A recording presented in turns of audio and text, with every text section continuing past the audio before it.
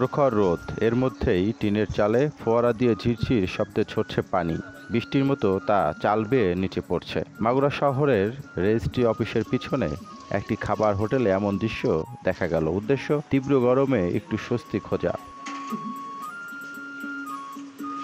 মুসলিম hotel নামে পরিচিত এই হোটেলটি মুখরোচক রান্নার জন্য এলাকায় বেশ পরিচিত। এটি এখন চালায় রবিউল ও তার কয়েক ভাই। তবে তীব্র গরমে টিনের চালে ঘরে বসে থাকাটাই যেন মুশকিল।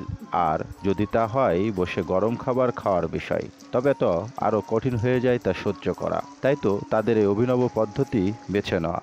এই টেকনোলজিটা ব্যবহার করেছি হলো প্রচণ্ড গরমের কারণে, অতিরিক্ত গরম হয়ে যায়। এই গরমের কারণে আমারটা খেতে পারে না। আর সেটা থেকে বের করে হিসাব করে দেখলাম যে ঠান্ডা করা যায়, তাহলে ঘরটার কিছু তাপমাত্রা কমে যাবে। তো এই গত বছর থেকে আর কি এই জিনিসটা মাথায় পানি দেওয়ার করে ঠান্ডা করে প্রায় ৬০ বছর পুরনো বাবার হোটেলটির টিনের চালে রবিউল ও তার ভাইয়েরা পানির ফোয়ারা লাগিয়েছেন। এতে কলের পানি মোটর দিয়ে টেনে পাইপের সাহায্যে নেওয়া হয় পানির নজলের দিকে। ফোয়ারার মতো পানি ছিটতে থাকে চালের নানা প্রান্তে।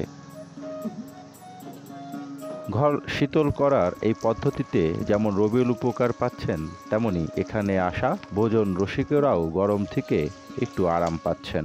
স্বাভাবিক তাপমাত্রা থেকে একটু হলেও ঠান্ডা হয়েছে।